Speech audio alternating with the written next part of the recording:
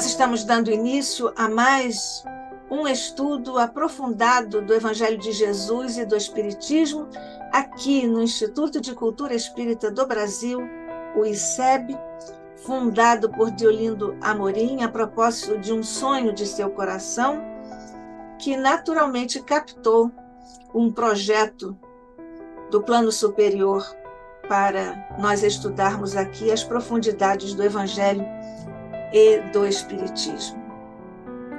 Mestre Jesus, amigo de todos nós, ao longo de tantos infindáveis tempos, do passado, do presente e do futuro, nós te agradecemos, Jesus, por estarmos aqui na condição em que estamos.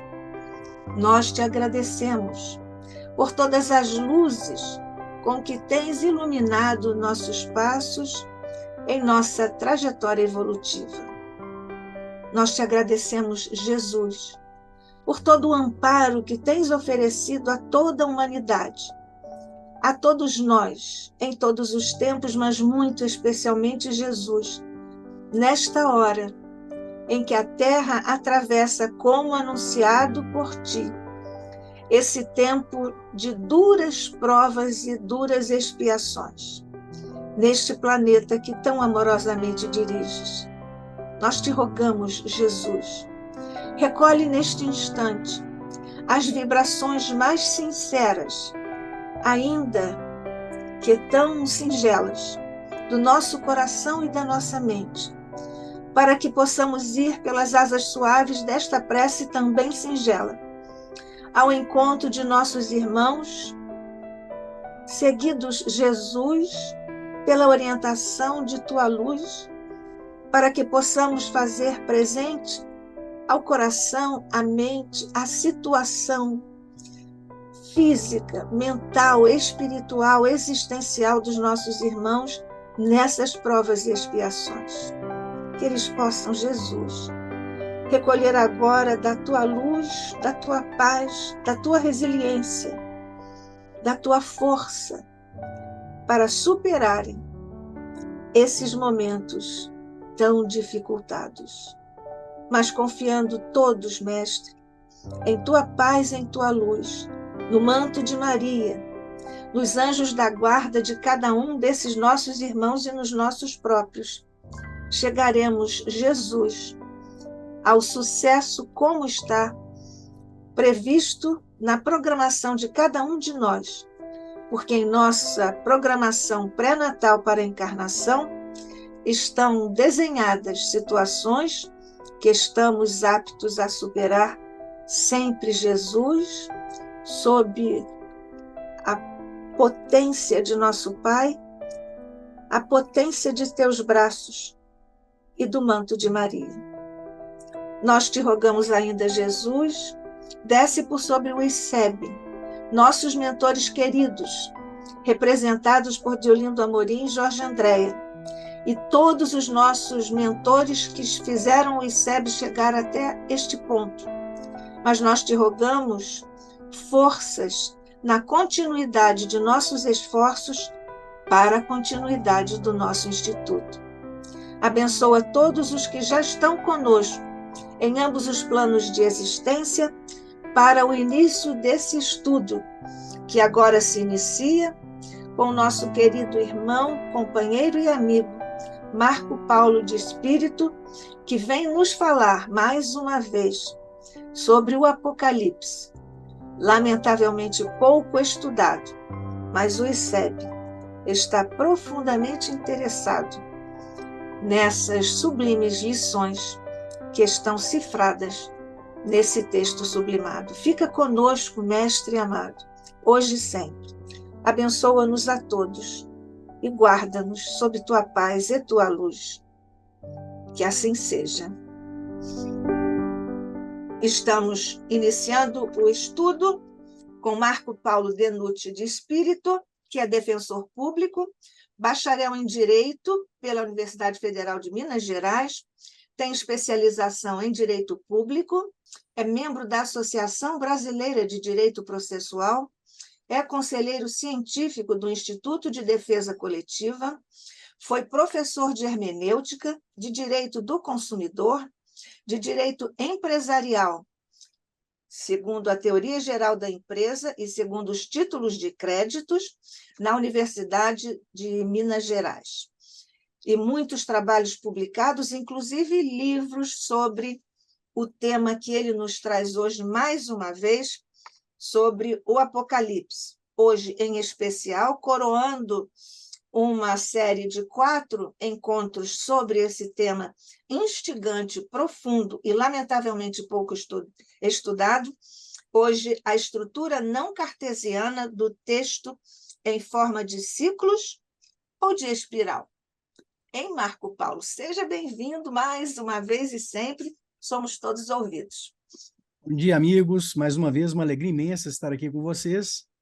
Hoje, então, nós vamos dar sequência ao nosso estudo sistematizado, com considerações introdutórias a respeito do Apocalipse, o último livro bíblico, psicografia do apóstolo João, e que nos reserva muitas mensagens a respeito dos tempos presentes e dos tempos futuros. Então, nosso tema de hoje é Apocalipse, a estrutura não cartesiana do texto, e aí nós vamos avaliar se a estrutura do texto é em forma de ciclos ou de espiral. Hoje, nós vamos dar sequência ao que nós já comentamos na semana passada, que são os elementos de forma, os recursos de forma associados a conteúdos do livro, que nos auxiliam sobremodo na compreensão da mensagem. Então, na semana passada, não, no último encontro, nós avaliamos marcações do livro, estou aqui apenas recapitulando, como, por exemplo, o marcador binário presente em todos os ciclos, todas as seções, melhor dizendo, do livro, que faz o contraponto entre o período da grande tribulação e o período da renovação, também conhecido como a fase do dia do Senhor, o período de alteração e de mudança de perspectiva na evolução planetária. Nós também vimos algumas questões relativas à divisão do texto, e hoje nós vamos começar aqui mostrando para vocês que o livro também emprega um recurso de antítese, que é de contrapontos entre situações antitéticas, onde o fio condutor principal é sempre o contraponto entre o bem e o mal, entre os institutos superiores e os institutos inferiores na evolução e na história da humanidade. E para exemplificar esses recursos de antítese, que são muito recorrentes, que permeiam todo o livro do Apocalipse, nós selecionamos os capítulos 12 e 13 do livro do Apocalipse, porque é o setor do livro em que vai ser feita a identificação da besta do Apocalipse, que, na verdade, também corresponde à mesma entidade, ou, melhor dizendo, ao mesmo evento histórico, que é o evento da grande traição. Depois nós vamos entender essa relação entre a besta e a prostituição, a traição da aliança. Mas nesses capítulos 12 e 13 do Apocalipse, e aí eu estou fazendo uma introdução para a gente entender essa tabelinha comparativa que eu coloquei na tela para vocês, o livro está a nos mostrar quem seria esse grande agente traidor previsto desde o Velho Testamento, como nas previsões do Cristo. Nós vimos, por exemplo, no final do Evangelho de João, a partir do capítulo 13, Jesus fazendo as previsões sobre grandes distorções que sobreviriam em torno dos seus ensinamentos. E no momento em que o livro do Apocalipse vai fazer essa identificação do agente, nós temos ali o recurso de antítese, que eu mencionei para vocês. Então, o que você deve compreender é o seguinte: para leitura dos capítulos 12 e 13 do Apocalipse, como está sendo cada vez mais reconhecido por um crescente número de estudiosos, você tem que compreender que o livro, neste setor principalmente, ele é tomado por um tom de ironia. Vejam que interessante. todos os capítulos, todos os trechos dos capítulos 12 e 13 do Apocalipse, eles vão tratar de maneira irônica a figura desse agente que viria, em determinado momento da história humana, causar grandes deturpações nos ensinamentos do Cristo. E nessa linha da ironia, que, como eu estou dizendo para vocês, não é opinião nossa, isso é reconhecido pelos estudiosos do tema, você tem um contraponto entre a besta, que é esse império religioso, que tenta copiar os poderes de Deus e os atributos de Jesus. Então, tudo que é trazido nos capítulos 12 e 13 do Apocalipse, você percebe a besta tentando incorporar, como se ela estivesse simulando, num simulacro de superioridade, todos os atributos divinos e espirituais superiores. E por que o livro, então, emprega, e a psicografia, né? A mensagem, em geral, emprega esse recurso de ironia? Porque ele está nos mostrando que era exatamente essa a característica marcante que nós deveríamos atentar, para as quais deveríamos nos atentar ao longo do período da história, em torno desse agente que faria esse serviço de deturpação sobre os ensinamentos de Jesus.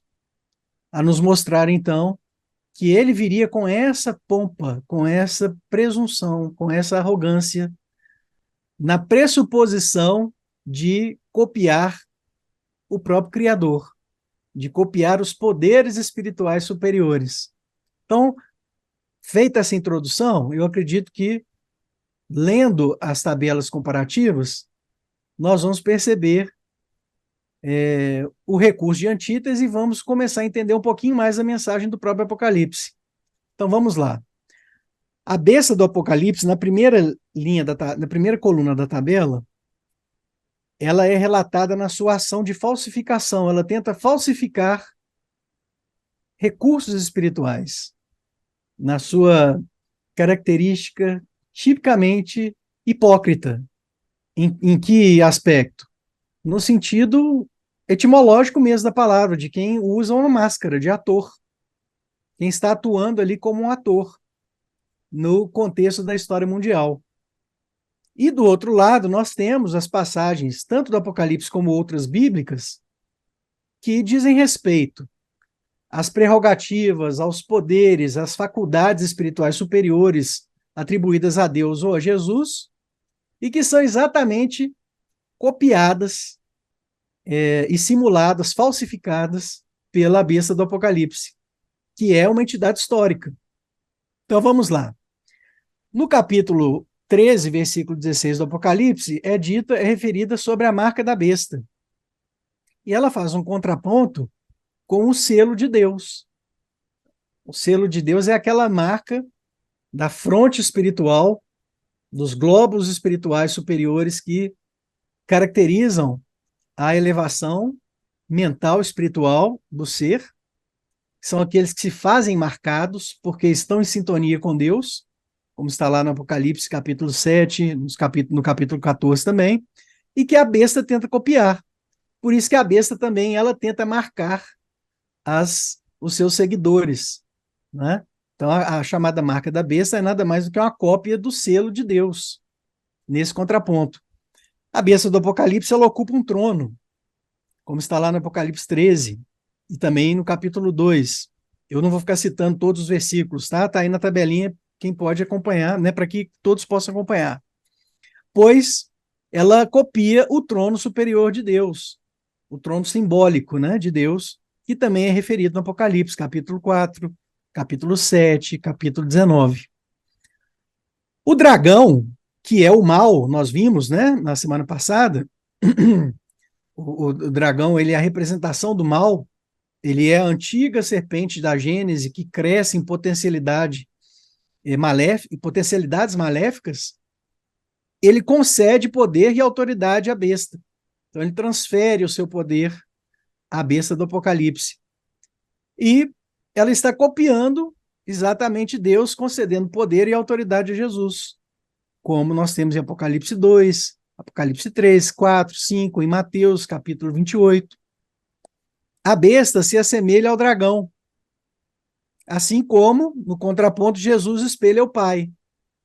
Então veja, que a besta é uma entidade humana que copia, que reflete os poderes espirituais do dragão, do mal, assim como Jesus na Terra é espelho do Pai, como nós temos no Evangelho de João. A besta do Apocalipse ela é adorada num regime de idolatria humana, enquanto que Deus e Jesus são adorados numa relação completamente diferente. A besta ela apresenta diademas, aquelas estruturas de uma coroa simbólica, enquanto Jesus possui muitos diademas, como está em Apocalipse, capítulo 19.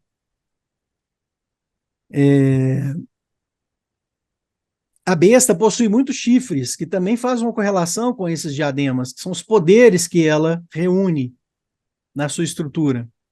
O cordeiro, que é Jesus, possui 7 chifres superiores. Aí a gente fica achando isso estranho, né? Mas é porque o cordeiro, que é Jesus, ele também possui esses chifres simbólicos, mostrando que ali são ostentações da espiritualidade superior, da realidade superior. A besta do Apocalipse ela se apresenta como cordeiro, ela é lobo em pele de cordeiro, como está lá em Apocalipse 13. E Jesus é o cordeiro imolado e santificado. Ele não só se apresenta, ele de fato se sacrifica, né? E por isso dá exemplo, como nós temos em várias passagens do Apocalipse.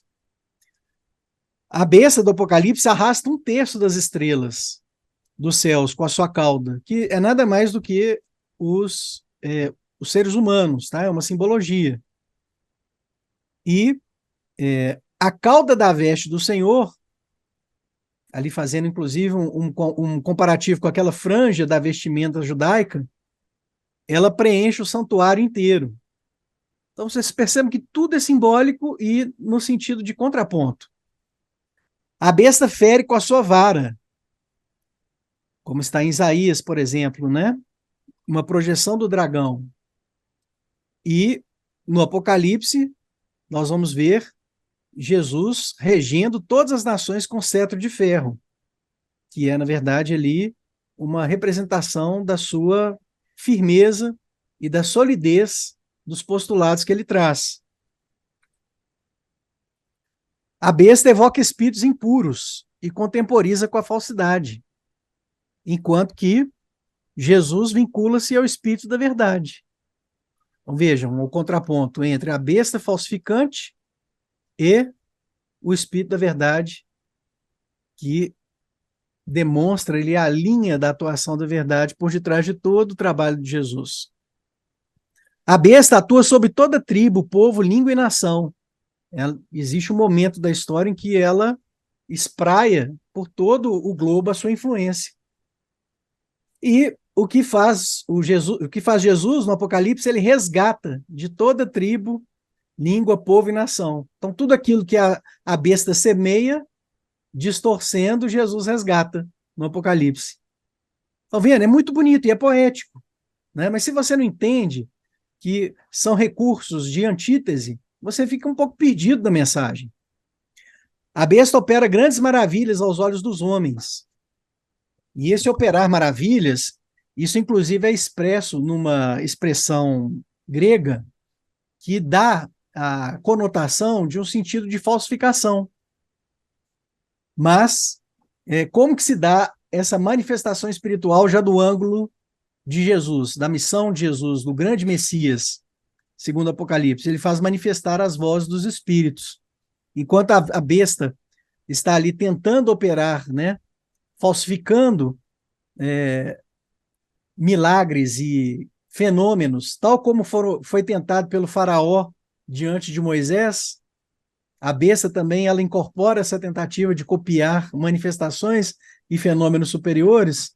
Jesus, de fato, veio, né, trazer a previsão de um grande movimento que manifestaria as vozes dos espíritos em determinado momento da história da humanidade, representado pelos símbolos dos relâmpagos, vozes e trovões. A besta, ela emerge do mar e da terra, com boca e mandíbula de leão, para demonstrar que ela atua com ferocidade animalesca.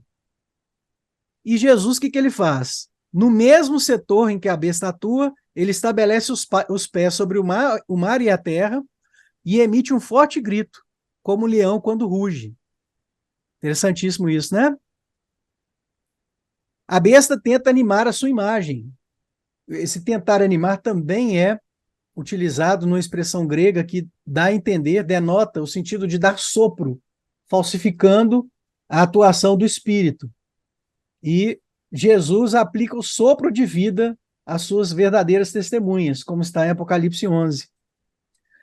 A besta vomita água turbulenta, causando muita turbulência. E Jesus fornece a água da vida, símbolo do Espírito. A besta foi atingida, foi ferida em determinado momento da história. Depois ela ressurge, uma das suas cabeças é ferida e ela ressurge depois. E o Cristo foi imolado. Uma cabeça da besta é curada e Jesus vive eternamente. Tudo isso são contrapontos propositais do texto. Mesmo após ferida, a besta foi adorada, enquanto Jesus é reverenciado após deixar o plano da carne. A besta batalha desde o plano espiritual e Deus habita no céu, Deus domina o plano espiritual. Enquanto a besta está batalhando do ângulo do plano espiritual, Deus ele tem um domínio do plano espiritual absoluto. Ela dá origem a 3 espíritos impuros, como está lá em Apocalipse 16, e Jesus, por sua vez, é auxiliado por 3 anjos na simbologia do Apocalipse. A besta tem um período de atuação limitada, de 1.260 anos, enquanto Jesus atua pelos séculos dos séculos. Então aqui o Apocalipse quer mostrar, não se assustem. Ele diz em determinado setor, o Apocalipse, quem terá tamanho poder como essa besta, né, para demonstrar ali o poder ostensivo que essa entidade teria em determinado momento da história. Mas, ao mesmo tempo, ele fala, a mensagem do texto nos diz, não se impressionem com isso, porque esse poder dela é temporário, e quem atua efetivamente pelos séculos dos séculos é Deus. E, na nossa perspectiva, o nosso Messias, Jesus Cristo. Né? Agora, esse período de 1.260 anos, o Emmanuel vai explicar qual é. Está lá no capítulo 14 do livro Caminho da Luz. Ele começa com o estabelecimento do papado, em 610, e termina com a declaração da infalibilidade papal em 1870. É o período de 1.260 anos de atuação, de domínio do Império Religioso Romano. O Emmanuel, então, vem com a chave interpretativa fantástica que você usa para desvendar todos os conteúdos do Apocalipse que fazem referência integral ou parcial a esse período de 1.260 anos. Ok?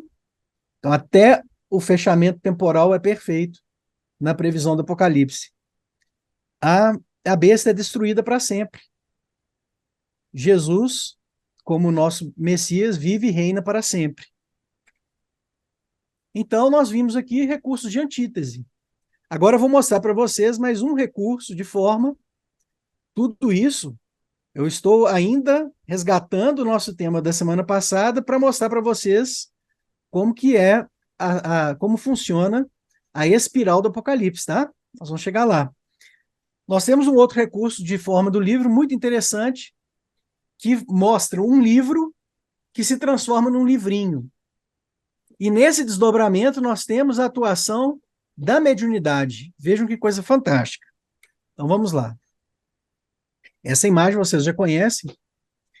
Nós temos ali a divisão do texto do Apocalipse em vários setores. Percebam ali que em Apocalipse 4 e 5, capítulos 4 e 5, esse trecho não está inserido em nenhuma das 7 sessões.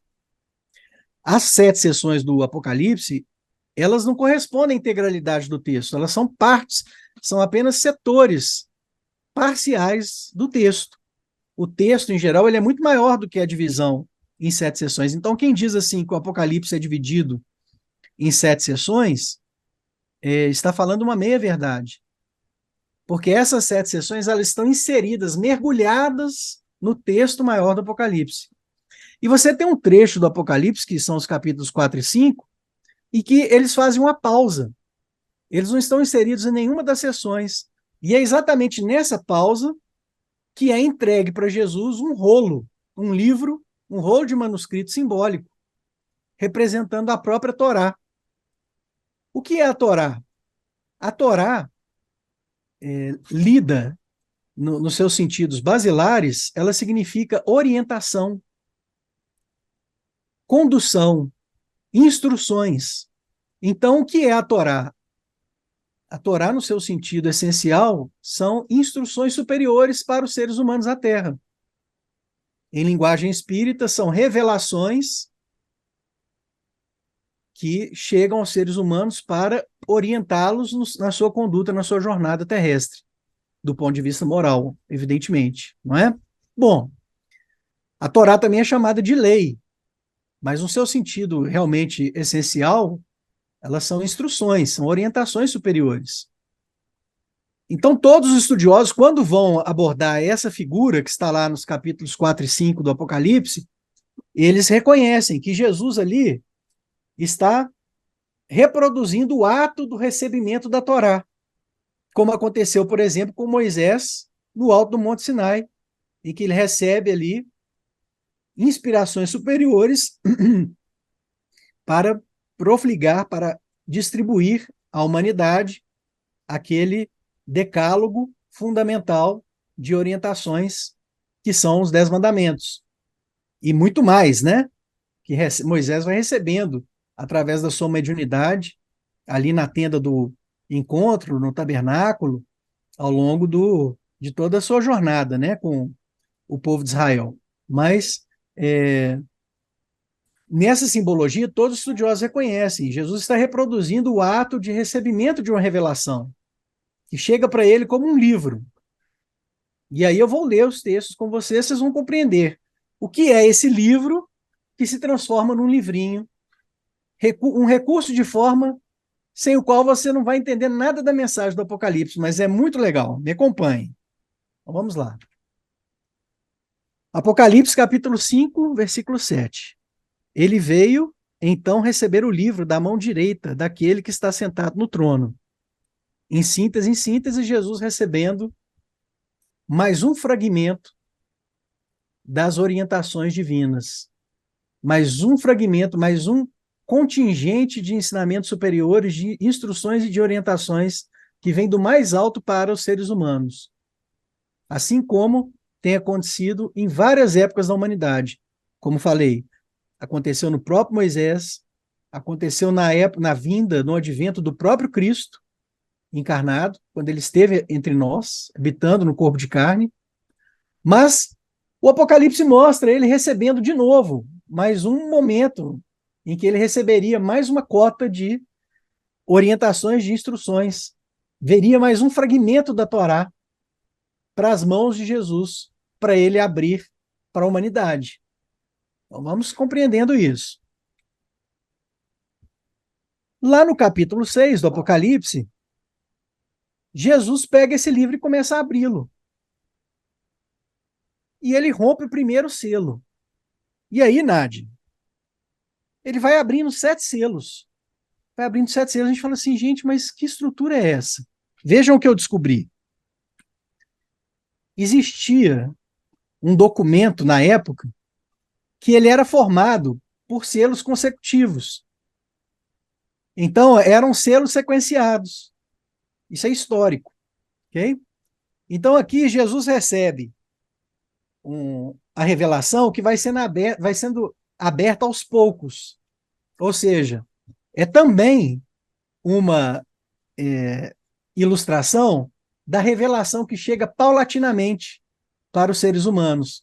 Então ele vai abrindo cada selo, e cada selo que ele vai abrindo, na seção dos selos do Apocalipse, ele vai trazendo uma revelação.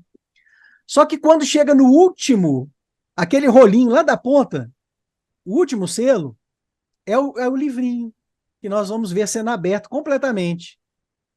E quando esse livrinho ele é aberto completamente, lá no capítulo 10 do Apocalipse, há uma mensagem fabulosa, espetacular, sobre o que isso significa para a humanidade. Mas então, na seção dos selos, cada selo vai sendo aberto até o último. Vamos ver aonde isso nos conduz? Até onde isso nos leva? Então vamos na sequência. Marco Paulo, depois você Não? pode fazer uma associação, uma comparação com as três revelações, porque aqui você tem Exatamente. 7 selos e depois as três revelações. Mas é exatamente isso. A Nádia já entendeu. Vocês vão entender o que é esse livrinho. Porque o livrinho é a terceira revelação. E vocês vão perceber como que o texto do Apocalipse nos leva a essa conclusão de uma maneira espetacular. Então vamos lá. Como eu mostrei para vocês, logo depois do capítulo 4, 5, quando Jesus recebe mais um fragmento da Torá, através de um grande livro, ele vai abrindo esses selos na seção subsequente, que é a seção dos selos, que está aí apontada para vocês, desdobrada nos capítulos 6, 7 e 8 do Apocalipse. Ok? Agora vamos aos conteúdos. Não fiquem ansiosos, não, que a gente vai entender tudo. Lá no capítulo 10, abre-se o último selo, o sétimo selo. Ok? Vi depois outro anjo forte descendo do céu. Trajava-se como uma nuvem, e sobre a cabeça estava o arco-íris. E na mão segurava o livrinho aberto. Então vejam vocês que depois que abre-se o último selo, aquele livro integral que vai sendo descascado, vamos imaginar assim, com uma cebola, que vai sendo aberta em suas camadas, você chega no centro, no miolo ali da cebola, né? Que é o livrinho, aquele livrão que Jesus recebeu, ele vai sendo aberto até culminar no livrinho. E ele já desce, então, no capítulo 10, com o livro aberto. E esse anjo comunicante, ele chega para o João e revela o conteúdo integral do livro. O João acessa o conteúdo desse livrinho e ele já começa a escrever, a psicografar. E aí o espírito comunicante vira para ele e fala assim: João, não escreve agora. Esse conteúdo do livrinho que você já está acessando não é para esse tempo.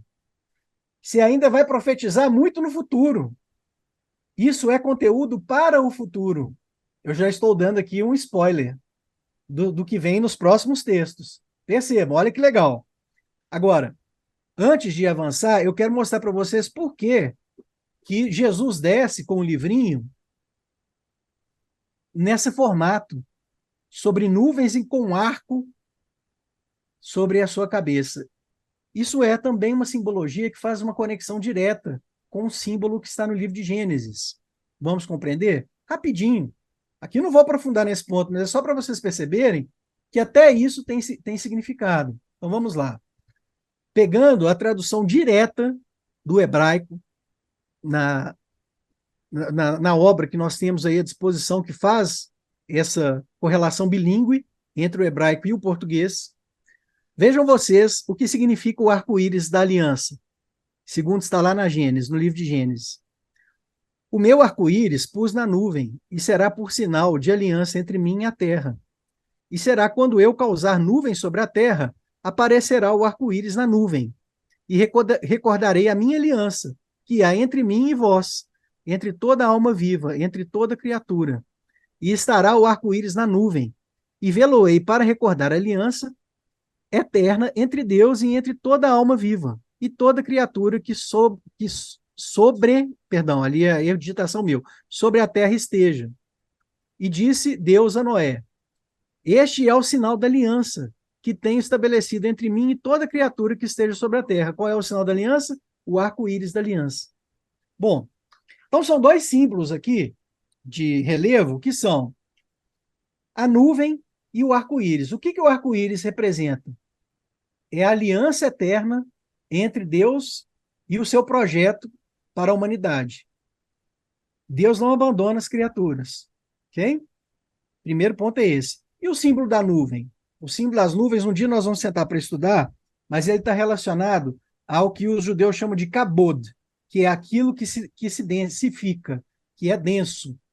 É a mesma nuvem que se densificava lá no tabernáculo, na tenda do encontro, e que descia aquela coluna de fumaça, e a partir daí começavam vozes diretas e até manifestações espirituais. Essa nuvem é o kabod, é aquilo que se densifica, segundo a essência do ensinamento hebraico. Ou seja, é materialização espiritual, são fenômenos espirituais, são símbolos que aludem à manifestação espiritual.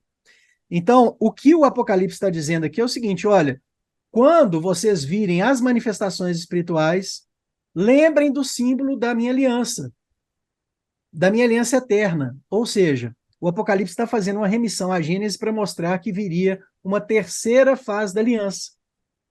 É a terceira fase da aliança, é a terceira revelação. Os cristãos tradicionais, Nádia, eles acreditam que Jesus, ele fez uma renovação da aliança. Então, a primeira aliança, segundo os cristãos tradicionais, a primeira aliança foi Moisés, a segunda aliança foi com, o segundo pacto foi com Jesus, mas o que o Apocalipse mostra para eles? E que muitos não querem aceitar, é que viria uma terceira aliança. Viria um terceiro movimento de repactuação daquela aliança eterna que foi apresentada para Moisés lá no Monte Sinai. Por isso que ele desce, esse anjo, com o aspecto da aliança para mostrar que é o momento de uma terceira revelação, ok? E vamos na sequência do texto. O livrinho estava aberto. Por quê? Vamos lá. Quando os 7 trovões rebombaram, na sequência do texto, tá? Eu estou pulando vários trechos, a gente tem que ir direto no assunto. Quando os 7 trovões rebombaram, eu estava para escrever. Então, João estava, ele viu o livrinho aberto, ele estava preparado para começar a escrever o conteúdo do livrinho que foi apresentado para ele, e rebombaram 7 trovões. O que são esses 7 trovões? Já mostrei para vocês, nos nossos encontros anteriores, que, segundo a tradição hebraica, a voz una de Deus se manifestou no alto do Monte Sinai e se desdobrou em 7 grandes vozes. E essas 7 grandes vozes foi traduzida para 70 simbólicas línguas que existiam na época. É apenas um recurso também poético para mostrar o seguinte: olha, a voz de Deus ela tem várias faces, como as 70 faces da Torá. Ela vai se desdobrando em vários ângulos para todos. Então, quando o texto do Apocalipse está falando dos 7 trovões que rebombaram, os judeus sabem, aqui é a voz de Deus se manifestando mais uma vez, ok? Falando com grande intensidade para trazer uma nova revelação. Eu estava para escrever, mas ouvi do céu uma voz que me dizia. Então, João estava preparado para psicografar, mas o anjo virou para ele e disse assim: anjo espírito superior, ok? Então vamos lá. Guarda em segredo o que os 7 trovões falaram e não escrevas. Então, o espírito que estava ali conduzindo essa mensagem, ele preveniu o João, dizendo assim: João, agora não. Você vai guardar isso como um segredo. Olha, preste atenção, a associação do conteúdo desse livrinho com o segredo. Por quê? Porque essa palavra segredo diz respeito a mistério, diz respeito a uma revelação que viria no seu tempo oportuno. E eu vou mostrar isso para vocês, com os textos bíblicos, tá bom? Então, vamos lá. Nos dias em que se ouvir o 7º anjo, olha, João, quando vier a época do 7º anjo do futuro, quando tocar a 7ª trombeta, então o mistério de Deus estará consumado, conforme anunciou aos seus servos os profetas. Então, João, isso, o conteúdo desse livrinho, ele virá só na época do advento do 7º anjo, que ele vai abrir para a humanidade a caixa dos mistérios, daquilo que até então era tido por mistério, vai se abrir completamente. Não é agora, isso virá no futuro, na sequência. Tem mais ainda para a gente entender. Paulo, qual é a relação entre os 7 selos, os 7 anjos e os 3 anjos que você citou ainda há pouco na antítese? Sim. Esses 3 anjos, eles exercem um papel muito amplo, ok? Eles não ficam restritos a essa, a essa atuação desses setores, não.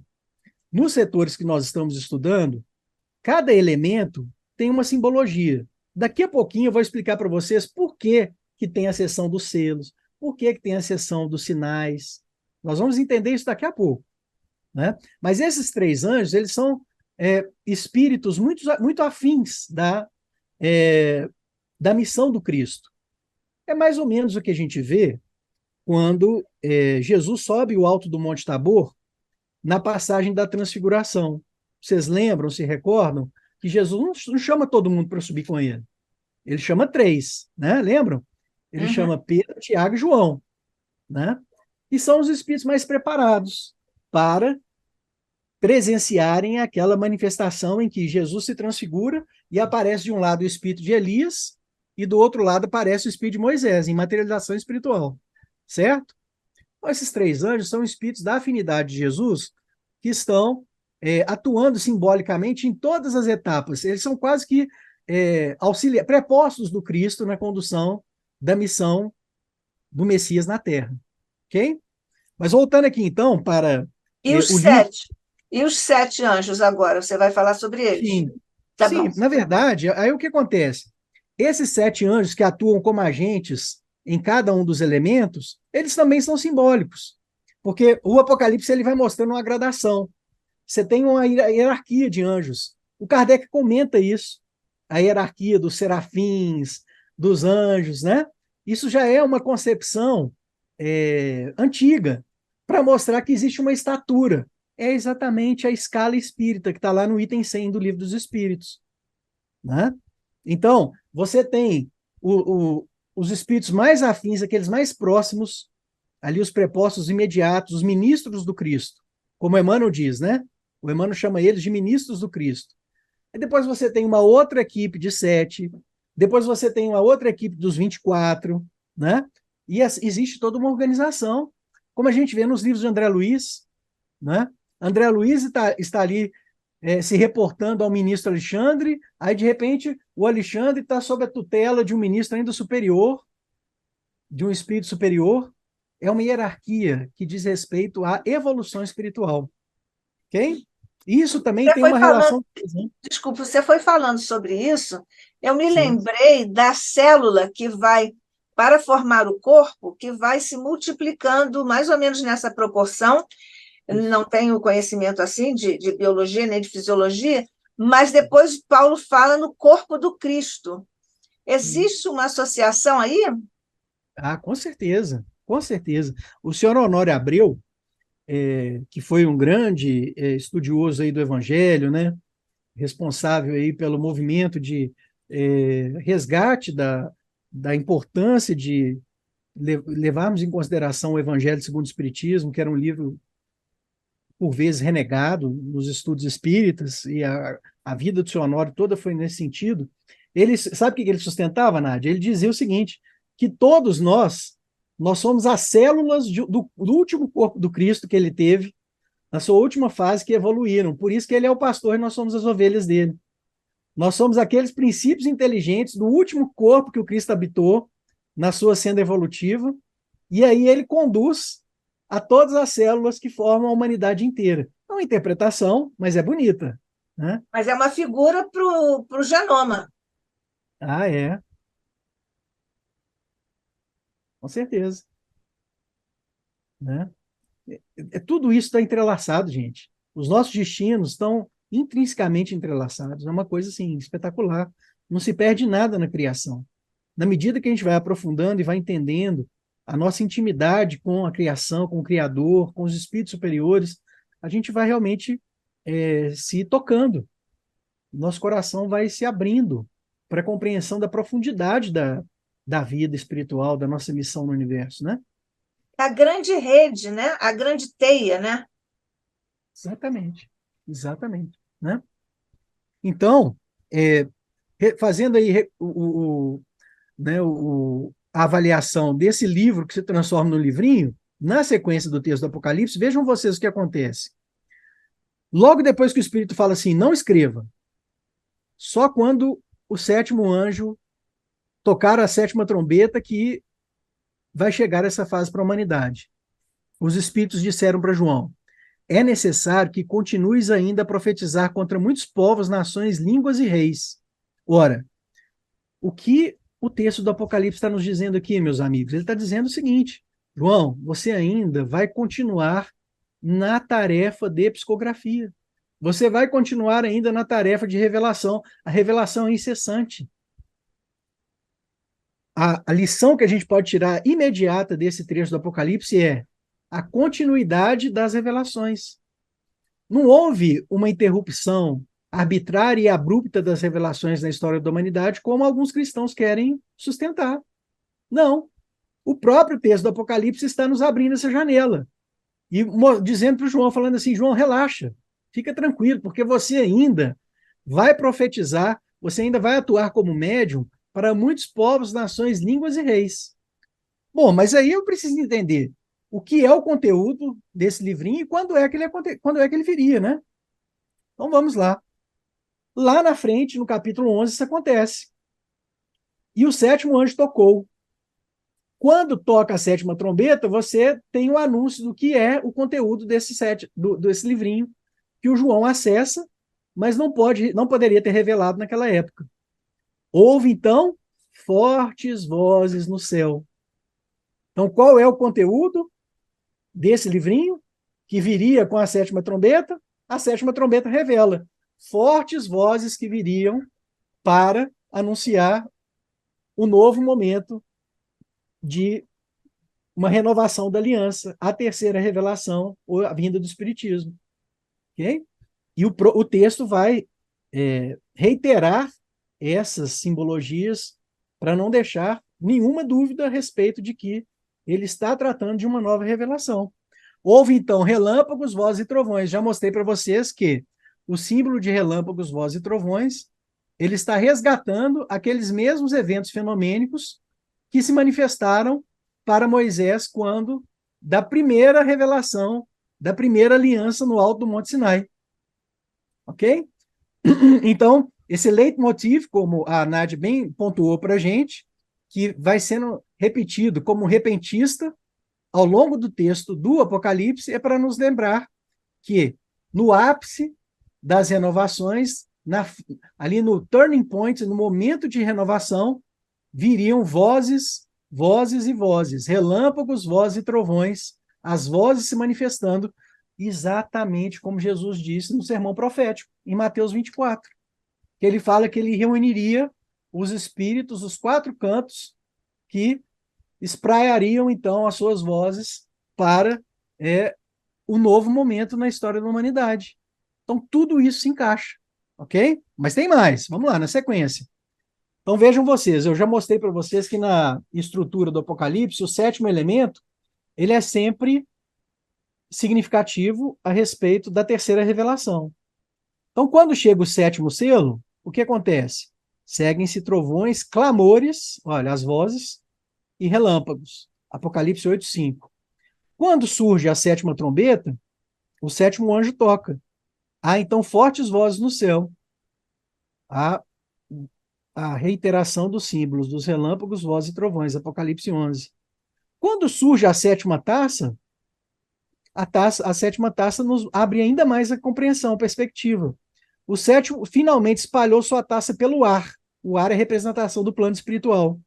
Houve, então, relâmpagos, vozes e trovões.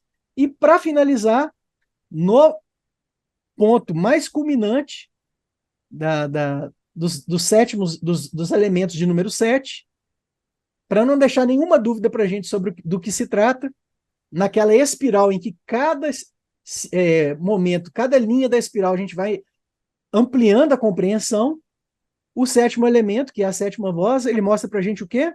Ouvi depois como que o rumor de uma grande multidão, semelhante ao ribombar de fortes trovões, ou seja, ele está falando, gente, o ribombar dos fortes trovões equipara-se a o rumor de uma grande multidão.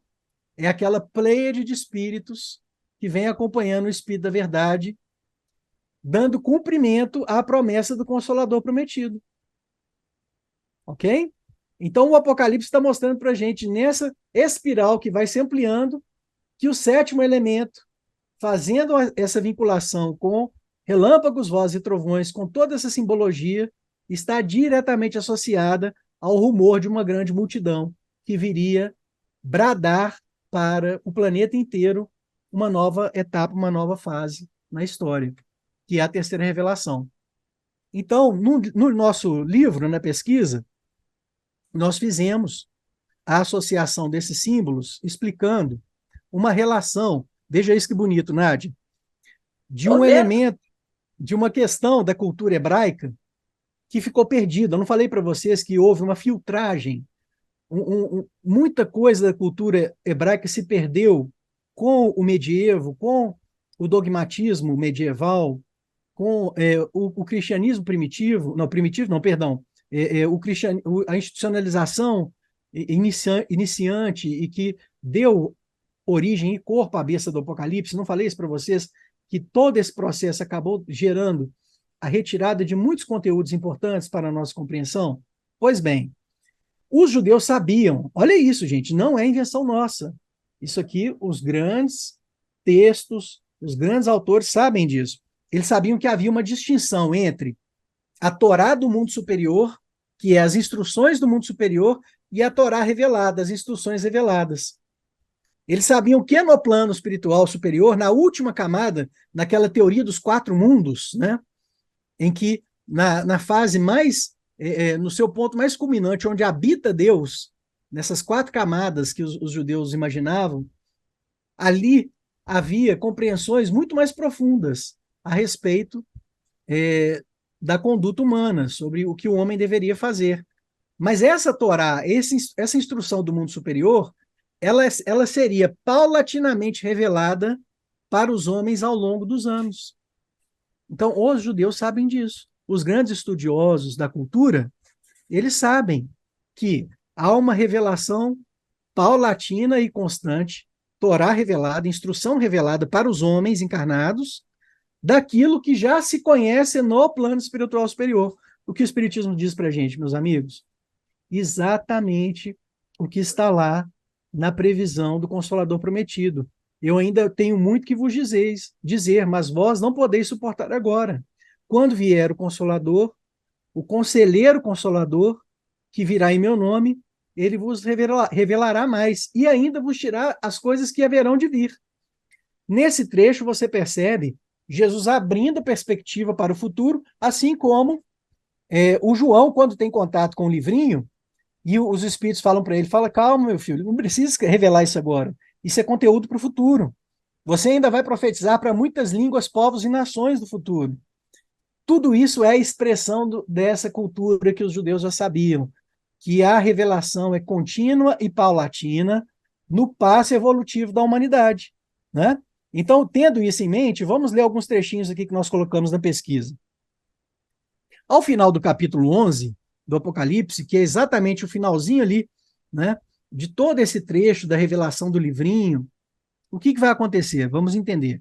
Ao final do capítulo, paralelamente aos símbolos que indicam a manifestação dos espíritos, relâmpagos, vozes e trovões, aparece no templo superior simbólico, que também é uma figura recorrente do Apocalipse, a Arca da Aliança. Apocalipse 11, 19. A arca é tida como veículo para a manifestação de Deus, a Shekinah. A Shekinah é uma presença divina constatada através do kabod, dessa materialização, segundo tranquilamente reconhecido pelos estudiosos, como está lá no livro de Êxodo, Números, né? Então, o que acontecia? Isso, aliás, é até retratado naquele filme do Indiana Jones, A Arca Perdida, né? Quando eles abrem a arca e vem aquelas manifestações. De onde que surge essa crença? É porque a tradição demonstrava que naquele âmbito extremamente magnetizado, onde ficava a Arca da Aliança, várias manifestações espirituais aconteciam. Você tinha materializações, fenômenos de voz direta, fenômenos de materialização, né? Então, a presença da arca para os judeus é sempre também a presença direta de Deus, ok? Bom, nela se encontravam os mandamentos da lei, dentro da arca, né? O retorno da arca simbólica, projetado para o final dos tempos, significa uma nova e importante revelação, mais uma oportunidade de contato da humanidade com a Torá do mundo superior, conforme comentado em Apocalipse 4.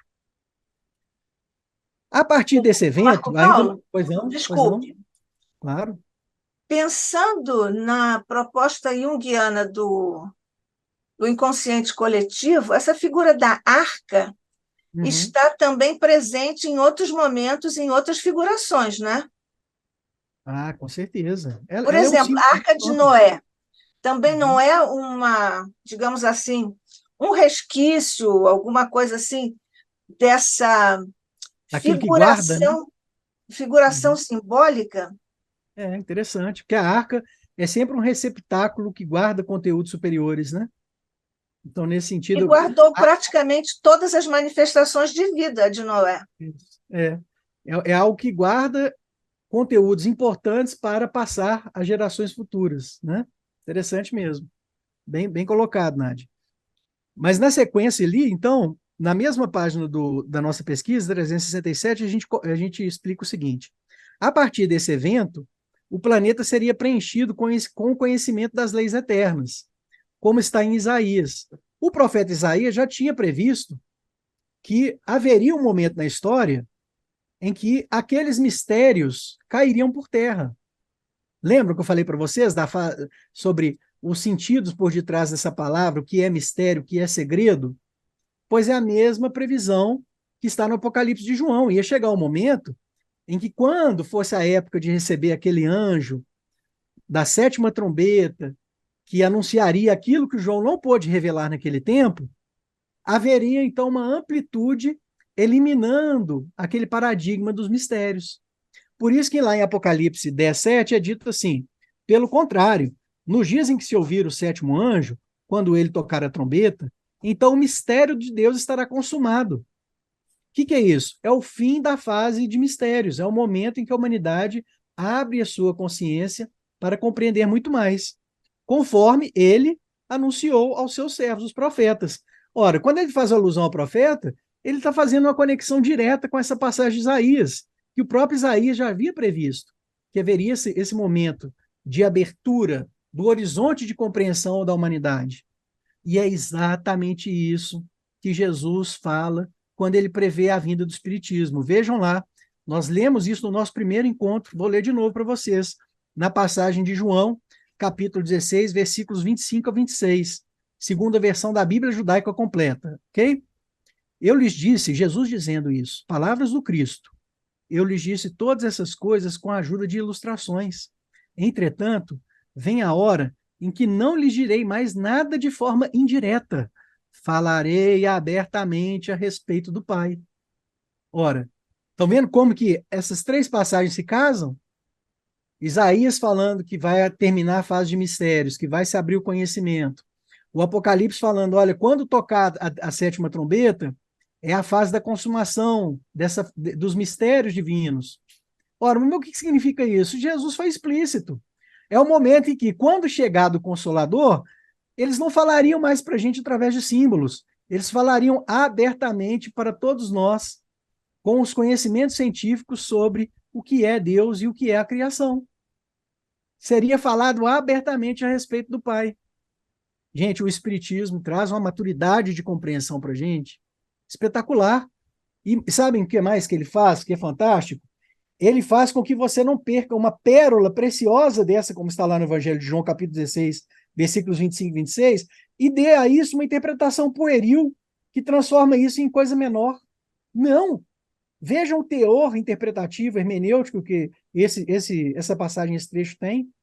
Jesus está falando assim, gente, por enquanto vocês estão compreendendo as coisas apenas por simbologia restrita. Mas vai chegar um momento em que essa simbologia vai ser totalmente compreendida com conhecimentos que vai falar diretamente a respeito da criação, das leis divinas, da lei natural, e vocês vão perceber que Deus está em tudo. Muito legal isso, né? Bom, mas ainda na sequência do trecho, do que nós estamos estudando. A associação da arca com os signos, que indicam as manifestações espirituais, vozes, confirma o momento em que o Espiritismo chegaria à humanidade, para concretizar inúmeras promessas do pretérito, como o advento do Consolador, João 14:15 e seguintes, a segunda vinda do Cristo, a restauração da aliança, o dia do Senhor, a conquista da Terra Santa. Todos esses elementos convergem com a fase da terceira revelação, gente. A terceira revelação é uma linha fundamental que você vai costurar todas as previsões escatológicas sobre o futuro da humanidade que estão na Bíblia e principalmente nas palavras do Cristo, no Novo Testamento.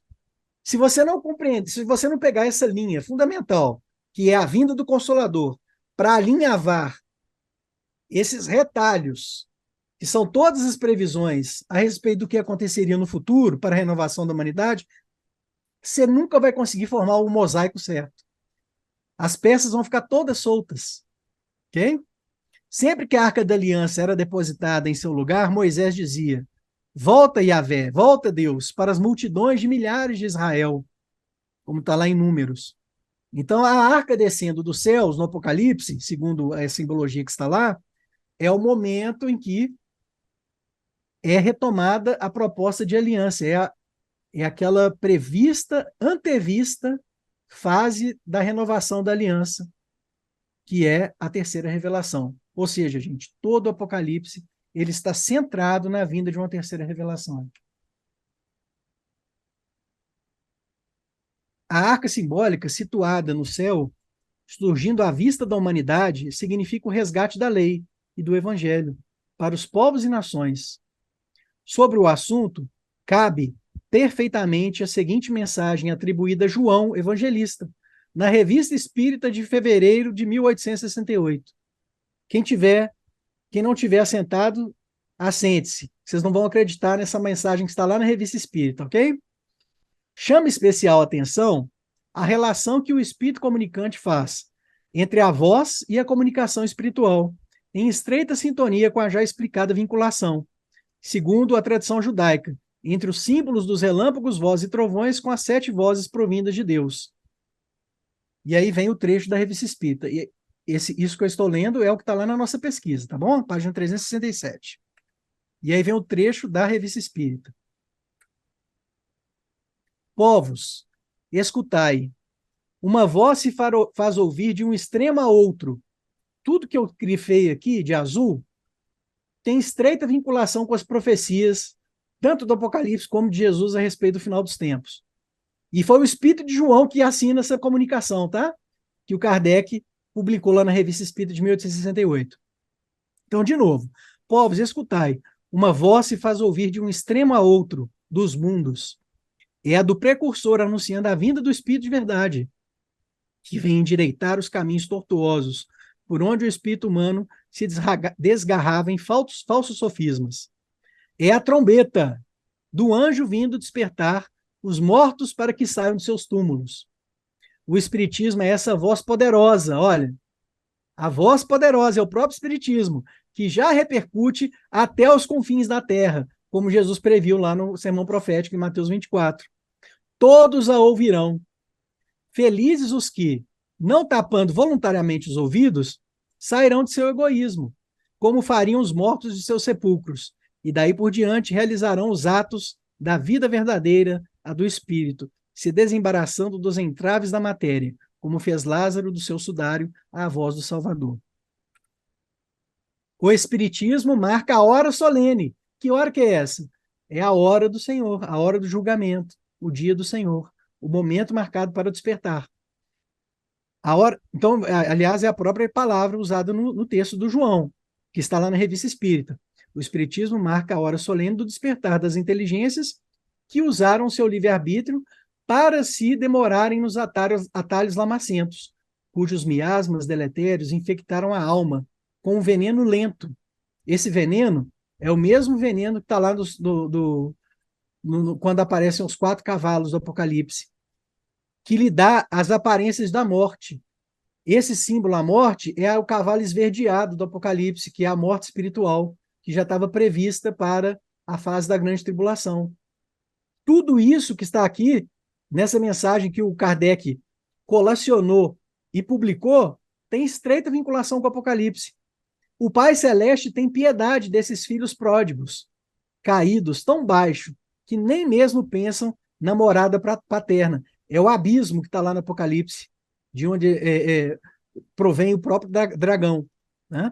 Tão baixo que nem mesmo pensam na morada paterna, e para eles que permite essas manifestações brilhantes as vozes, as manifestações ostensivas dos fenômenos, marcadas para dar início à terceira revelação, destinadas a convencer que, além deste mundo de formas perecíveis, a alma conserva a lembrança, o poder e a imortalidade. Então, aqui, nós fechamos a compreensão desse recurso de forma, de um livro que é trazido para o João, ele é aberto paulatinamente, resulta num livrinho que é a vinda do próprio Espiritismo, o João acessa o conhecimento, os Espíritos pedem lá no Apocalipse, não revele ainda, isso é mensagem para o futuro. É o momento em que os segredos serão consumados, o mistério será consumado, a fase de mistérios será encerrada. E você, João, ainda vai profetizar para muitos povos, línguas e nações. E tudo sendo costurado com a vinda de uma nova revelação, né? Bom, outro recurso de forma que nós temos, e já até comentamos, mas eu quero frisar, é que todo o texto conduz ao final do livro. São os capítulos 21 e 22, que é a vinda da Nova Jerusalém. Então, se a gente encartar aquelas estruturas que eu estava mostrando para vocês como setas direcionadas ao final do livro, você vai perceber que o Apocalipse está mostrando para a gente. Aí a gente já começa a entrar naquela compreensão. Olha, o Apocalipse é uma elipse. Ele vai sempre voltando sobre os mesmos temas para mostrar a fase final da humanidade, que é a vinda da Nova Jerusalém, né? Que é a fase da renovação do planeta.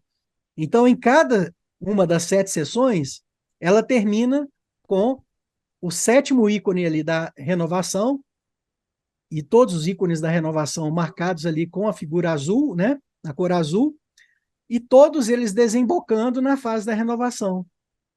Nesses capítulos 21 e 22 do Apocalipse, nós temos 4 blocos em que são apresentadas visões a respeito da presença divina no planeta, e que, para a cultura hebraica, significa Shekinah, que é a presença divina se manifestando na cultura, nos corações, na vivência, na prática. E basta vocês lerem o Apocalipse, os capítulos 21 e 22, que vocês vão perceber que é isso que está sendo descrito. A presença divina nos corações humanos e na conduta, na prática, na vivência efetiva. Ok? Então vocês percebem que o livro tem uma sequência. Apesar dele ser uma elipse, ele tem uma sequência, ele tem uma estrutura bem desenhadinha, ele quer te levar a algum local, né? E todas as setas apontando para o fim da renovação da humanidade. Bom, aqui eu só trouxe de novo essa imagem para vocês perceberem que como o livro se espelha, né? A parte inicial se espelha com a parte final, os 4 blocos do início do livro do Apocalipse, que é o capítulo 1, que fala sobre a vinda, o retorno do Messias, o retorno de Jesus, eles se espelham com a fase final, que é a concretização da humanidade na Terra. É a concretização da presença divina na Terra, causando a humanidade renovada. Então, o que o livro quer te mostrar? Que essa fase do retorno do Messias, ela é muito ampla. Ela começa com as previsões de Jesus, mas do retorno de Jesus, que a gente sabe que se inicia com o Espiritismo, mas termina com a renovação da humanidade. É um período muito extenso da história da humanidade, que ainda vamos testemunhar, não só nessa encarnação, mas nas próximas. Para ainda mostrarmos esse ciclo, essa perspectiva elíptica do texto do Apocalipse, vamos compreender as sessões, cada uma das sessões. Existe um motivo para cada uma ter o nome que tem, né? Então, por exemplo, nós temos lá a sessão das trombetas, dos selos, das trombetas, dos sinais, das taças, das vozes e das visões. Por quê? Porque tudo isso são reproduções da sequência da vinda do Messias. Na mesma sequência em que foi prevista a vinda do retorno de Jesus, no Novo Testamento e nas Escrituras Antigas, esses mesmos sinais são reproduzidos, dando o nome de cada uma das sessões. Eu peguei apenas algumas passagens para vocês perceberem que tem uma correlação estreita. Então vamos lá, olha lá. Por exemplo, com relação às trombetas. Deus enviará, palavras de Jesus, os seus anjos, que ao som da grande trombeta Olha, lembram o sétimo anjo da grande trombeta? São os anjos que, no som dessa trombeta, reunirão seus eleitos dos quatro ventos. O ar, o símbolo do ar, lembram? A sétima taça derramada no ar, eles se manifestam no plano espiritual, de uma extremidade até a outra extremidade do céu. Ora, o símbolo da trombeta está aqui. Ele é o símbolo do Apocalipse que apresenta o mais amplo leque de significações. Ou seja, o que eu estou querendo dizer aqui é que inúmeros sentidos convergem na simbologia da trombeta. Esse é um deles, em que a trombeta ela seria esse anúncio da vinda do Messias. Por isso que a sessão das trombetas ela vai trazer para a gente elementos que dizem respeito a como se daria a concretização do retorno de Jesus.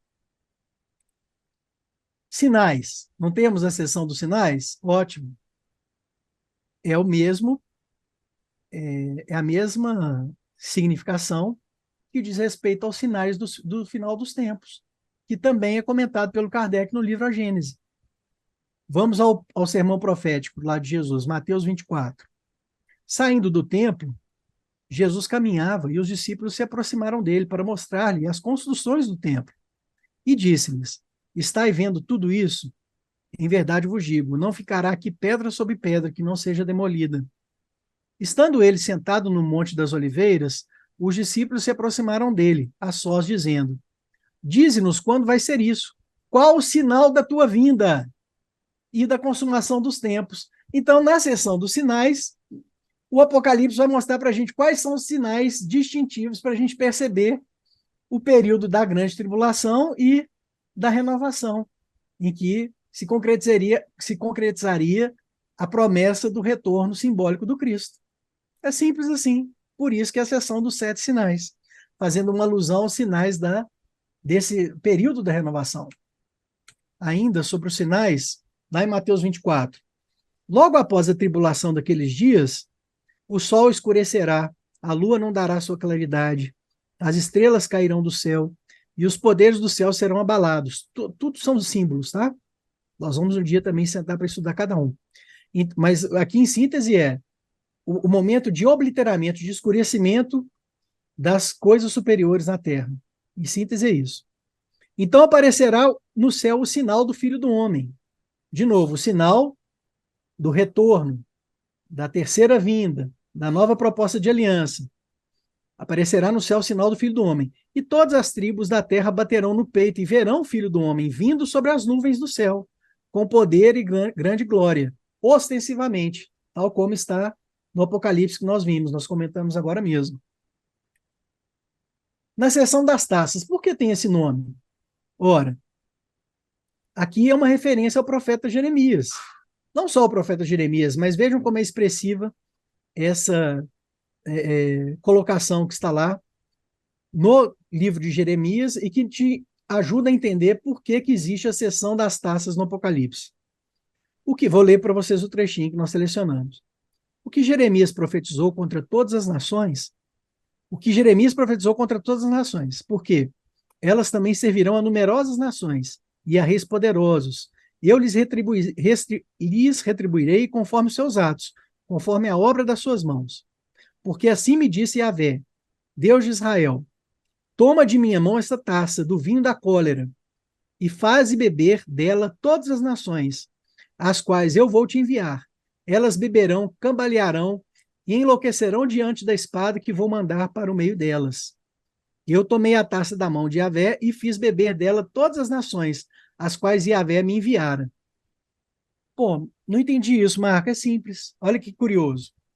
Na mesma taça que é servido o vinho, símbolo dos ensinamentos, da pureza, da instrução superior, as nações se apoderariam daquela taça nas predições antigas, nas previsões antigas, e utilizariam daqueles elementos para a sua embriaguez. A embriaguez é o desvio dos recursos superiores em proveito próprio.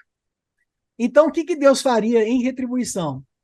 Ele pegaria essas taças e derramaria aquele vinho que virou vinagre pelo desvio dos homens sobre as suas próprias cabeças. O que o ciclo, a seção das taças do Apocalipse está querendo nos revelar são os 7 pontos de retribuição de Deus para a humanidade. Como que a humanidade colheria aqueles eventos, aqueles desvios, segundo a lei de causa e efeito. O mais curioso é a gente perceber o seguinte, que a gente pode imaginar ali destruição e morte como a punição aos seres humanos, mas, na verdade, vocês vão perceber que a retribuição que vem para os seres humanos ali através das taças do Apocalipse não são nada mais do que as consequências que os próprios homens colheriam das suas ações e, ao mesmo tempo, uma retribuição que Deus faria renovando os desvios, colhendo as pedras de tropeço, retirando ali os pontos de baralhamento daquilo que é superior com os interesses mesquinhos e renovando o ensinamento, ou seja, uma das retribuições que está lá no capítulo 16 do Apocalipse, que é a seção das taças, é a própria vinda do Espiritismo. Percebam? Então, a taça ali voltando, sendo derramada na humanidade, é um símbolo da retribuição, da lei de causa e efeito, de Deus agindo em resposta aos desvios humanos. Simples assim. Muito bonita essa compreensão, né? Você vai percebendo a poética do texto do Apocalipse. Nós temos também a seção das vozes. Ali, as vozes no Apocalipse vão anunciar a queda dos desvios e a fase da renovação. Mas por que se fala das vozes? Porque os textos bíblicos, eles são pródigos em mencionar que no futuro viriam as vozes de Deus, como o próprio Jesus fala no sermão profético, trazendo um novo momento de aliança com a humanidade. Nesse trecho que eu selecionei para vocês, ele alude não só ao conteúdo das vozes, mas às visões, que já é a última sessão, a sessão das visões. Verás coisas maiores do que essas, Jesus falando para os apóstolos. Jesus aqui é muito interessante, né? Ele está dizendo para todos nós, gente, vocês viram o que eu fiz? Vocês vão ver muito mais. E lhes disse, em verdade vos digo, vereis o céu aberto. A amplitude dos horizontes espirituais se abrindo para a humanidade. Vereis o céu aberto e os anjos de Deus subindo e descendo, como na escada de Jacó, sobre o Filho do Homem, vindo em nome de Jesus. Os espíritos fazendo esse intercâmbio, olha, subindo e descendo, tal como na simbologia da escada de Jacó. Certo? Então aqui a gente entende. Então, o que são essas vozes? É a atuação dos anjos subindo e descendo. E isso faria com que a humanidade ampliasse as suas visões a respeito do futuro. Por isso que já no final do livro do Apocalipse, as visões vão nos preparando para o futuro renovado, as vozes, né? Vão preparando para esse futuro, e as visões já vão mostrando a perspectiva da humanidade efetivamente mudada, transformada no seu imo, na sua essência. E, por fim, o ciclo das visões. Vejam lá no Evangelho de João. Mais um pouco de tempo e vocês não me verão. Um pouco mais e vocês me verão. Não vimos no primeiro encontro que Jesus fala isso? Pessoal, olha, vai chegar um momento de treva. Então, vai chegar um momento que a humanidade vai ter dificuldade de me enxergar. Mas na próxima fase, vocês voltam a me ver. Vocês voltam a me enxergar. É por isso que uma ilustração recorrente no final do livro do Apocalipse é a face de Deus. Deus voltando a sua face, Deus mostrando a sua face, né? Que é nada mais nada menos do que o amplo sentido da Shekinah, que é a presença de Deus na Terra. Então, a humanidade volta a recobrar a visão, volta a recobrar a perspectiva de compreensão efetiva. E quem é que vai fazer isso? Na história da humanidade é o Espiritismo, com as luzes da fé raciocinada, ampliando a humanidade para o futuro com todo o instrumental que a terceira revelação nos trouxe. Então, aí temos, olha, percebem? As igrejas, os selos, as trombetas, os sinais, as taças, as vozes, as visões. Mas, para a gente finalizar mesmo, a gente vai compreender que existe uma linearidade nessa espiral do Apocalipse. Porque, vejam só, nos primeiros 4 blocos do texto, é são descritas simbolicamente a descrição simbólica do retorno de Jesus. Na sequência, nós temos as 7 cartas enviadas às 7 igrejas. Todas elas guardam mensagens para os homens daquele tempo, para os homens do presente, e fazem referência também ao final dos tempos. Cada uma das cartas. Depois, nós vimos, abre-se, Jesus recebe ali o grande livro que começa a ser aberto e culmina no livrinho, né? Isso aparece no capítulo 4 e 5, e o livrinho culmina no Apocalipse 10, no capítulo 10. Segue-se a sessão dos selos. Na sessão dos selos, é apresentado os momentos, né? Começa-se ali a apresentar as fases mais difíceis da grande tribulação. Então, percebam que existe uma linearidade também no curso da história. Na sessão das trombetas, é dado destaque para os 2 eventos mais dramáticos da história do institucionalismo romano na Terra, que são a Cruzada e a Inquisição, nessa sequência. Então, ainda mostrando para vocês a linearidade histórica. Dentro de cada sessão, é dado um ênfase no momento histórico, numa linearidade. Existe uma linearidade que passa no meio dessa elipse, né? Na sessão dos sinais, nós vamos ter ali destaque a vinda do Espiritismo, ao momento da concretização da promessa do Consolador. Então, vejam, grande tribulação termina, é mostrada a Inquisição, as Cruzadas e a Inquisição, uma fase lamentável da história humana, fecha essa fase, é dado destaque na sessão dos sinais a vinda do Espiritismo, fecha-se essa fase. Na sessão das taças, é mostrado de maneira genérica as retribuições que viriam sobre a humanidade como decorrência daquela fase da grande tribulação, os reflexos que isso ia trazer para a humanidade. Na sessão das vozes, é anunciada a queda dos agentes desviantes do Apocalipse, na verdade, falando na ordem, né?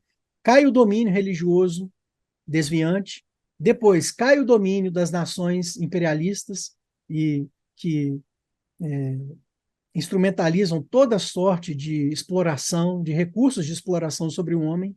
Isso ainda vai demorar um tempo, e a gente está vendo essas coisas acontecendo agora. E na sequência cai o mal.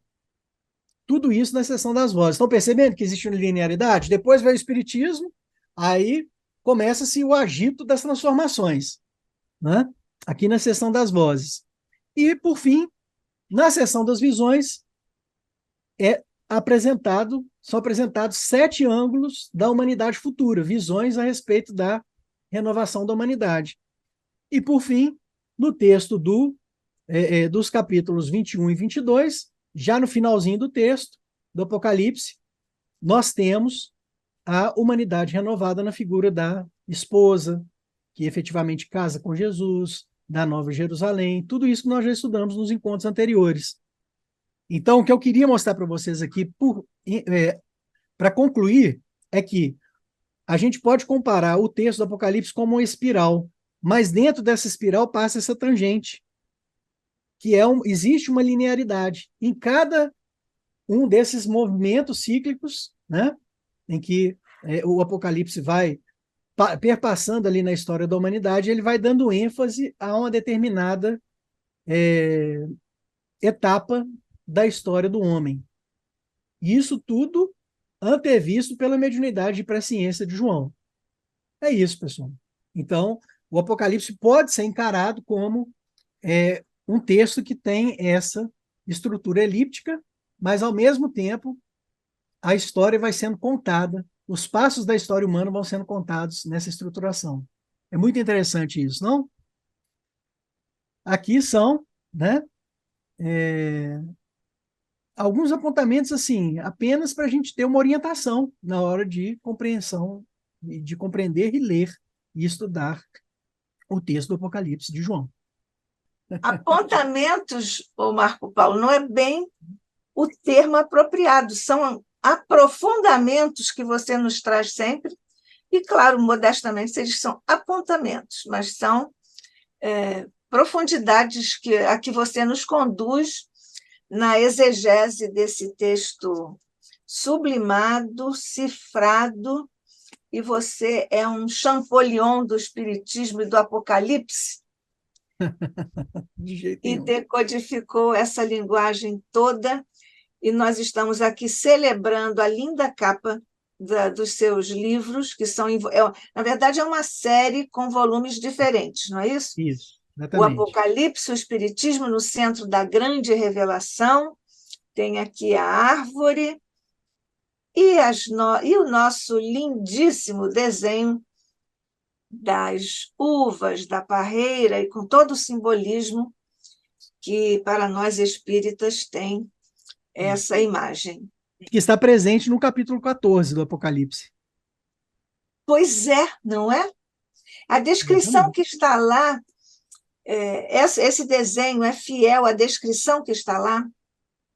Não, esse desenho, ele é uma cópia, né? É uma inspiração da Sim, cepa que está lá na que introdução do está Livro dos lá na Espíritos. introdução, exatamente. Né? Mas eu te pergunto se esse desenho dos espíritos guarda alguma semelhança Total, ou consequência com o que está descrito em Apocalipse 14, é isso? total, total. Quer uma prova disso? Claro. Vocês vão me ajudar aqui. Peraí que eu tenho que pegar porque meu livro está ali no armário, eu não posso parar agora. Mas se a gente ler o prefácio, a introdução do Evangelho segundo o Espiritismo, nós vamos ver isso. Só um minutinho, quer ver? Ó? Vou mostrar para vocês agora. Vou pegar um arquivo em PDF aqui na internet para ler para vocês. Me diz aí, o evangelho está aqui na minha mão. Pois é, mas Ah, eu tá, também você tenho que tem me que. situar aqui na leitura do texto para mostrar para vocês exatamente onde está. Vamos lá, quer ver? Ó? Aqui, ó. Prefácio, tá? Prefácio do Espírito da Verdade, Nadi. Você quer ler para a gente? Não, você lê, você já fez toda a leitura. Então, vamos lá, olha só. Os Espíritos do Senhor, que são as virtudes do céu, qual imenso exército que se movimenta ao receber as ordens do seu comando. Essa ordem está lá no capítulo 14, quando mostra o símbolo da vinha, que tem uma vinculação também com aquele texto do Humberto de Campos, que chama A Ordem do Mestre. Depois vocês leiam esse texto.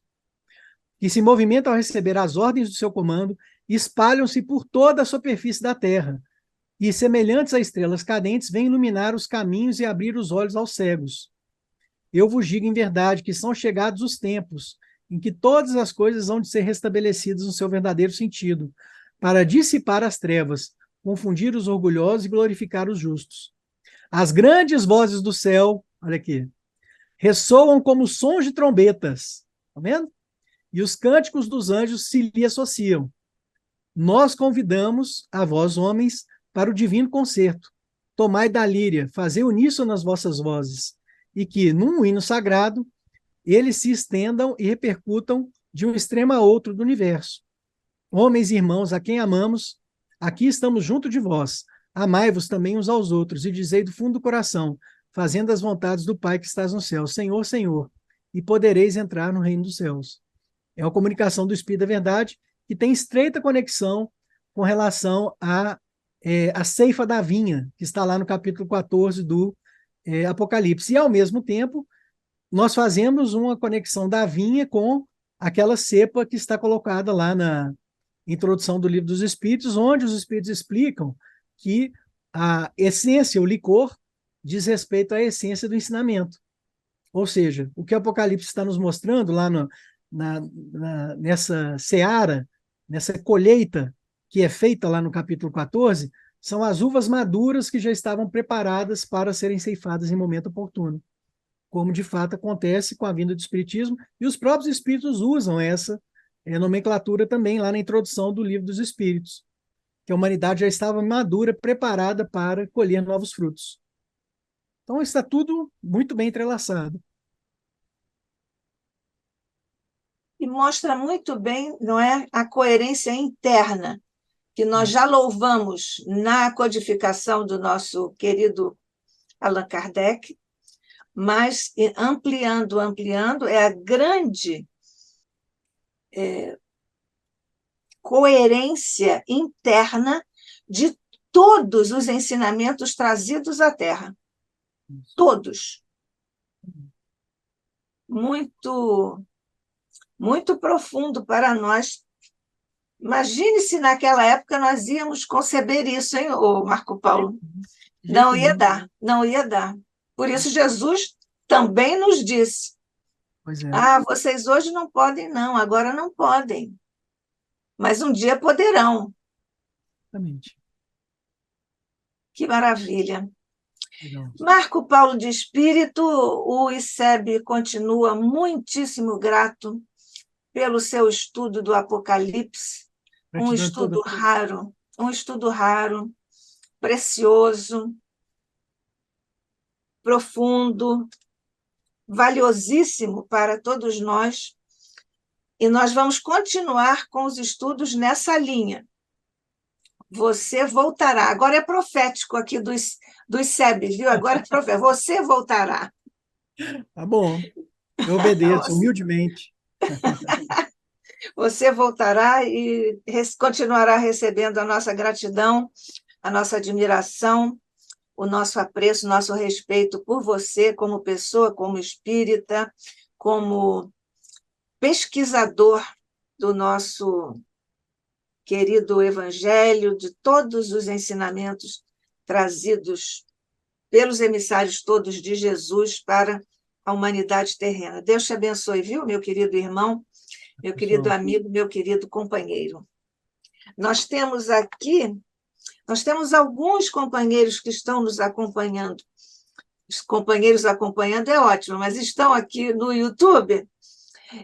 Mas só o Hegel da Silveira, lá de Teutônia, no Rio Grande do Sul, nos mandou um recado desejando bom dia. Nós agradecemos e retribuímos a você, Hegel, e a todos os nossos irmãos do Rio Grande do Sul, da região sul e de todas as regiões do nosso Brasil, que certamente estão representadas aqui nos nossos irmãos de agora pelo YouTube e no futuro, porque continuarão a fazer muitíssimas visualizações, como nós temos acompanhado aqui na nossa estatística, mas não é somente uma estatística, é mais um acompanhamento que nós temos tido sobre a recepção, que é muito grande, da programação do ICEB, da qual consta o seu precioso estudo. Obrigada, Marco Paulo.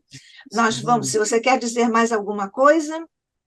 Eu só gostaria, mais uma vez, de agradecer de coração pela paciência. Eu sei que é um tema árido, né? Nem todo mundo vai ter essa vocação, essa vontade, esse empenho de querer se aprofundar no texto do Apocalipse, mas eu digo para vocês, vale a pena a gente dedicar um tempinho para estudar todo esse material à luz do Espiritismo, porque as mensagens são profundas, elas estabelecem no nosso ser, no nosso coração, na nossa mente, conclusões muito sólidas a respeito da missão do Espiritismo, da importância da tarefa que está sob a nossa responsabilidade de conduzirmos a última esperança do Cristo para o planeta Terra, que é o Consolador que ele anteviu,